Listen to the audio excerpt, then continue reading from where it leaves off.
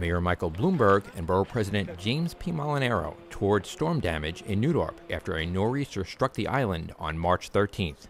Joined by Staten Island elected officials and city agency heads, the Mayor and Borough President viewed damage to a recently installed playground at PS 41. The Borough President praised the efforts of all those who are helping with the cleanup and restoration of power. I want to thank the services for New York City, the fire department, the police department, the parks department, and of course, Con Edison for responding to what was a major tragedy on Staten Island. You know, we had the highest snowfall this year of the 5 boroughs, and this was the voice for this northeastern. You know, Staten Island is a borough park, so we have the most amount of trees, and they kept falling down. But we had 48,000 customers without electric. The day before yesterday, this morning, and this afternoon, we have 12,000. We have 50 crews from out of town. There's another 30 crews coming in from out of town.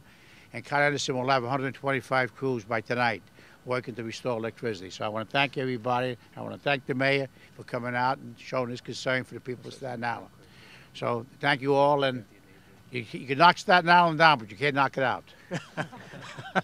Well, only temporarily. We just looked at a few downed trees here in Dorp. There were 80-mile-an-hour gusts. And as you can see, they can take down big trees. There are more than 400 Parks Department staff in 79 crews out today cutting and removing trees and clearing debris here and across the city. Our Parks Department is using, you should know, a number of private contract forestry crews to do the same thing. The NYPD and FDNY are also engaged in tree removal. The Parks Department has received reports of more than 560 downed or split trees just on Staten Island.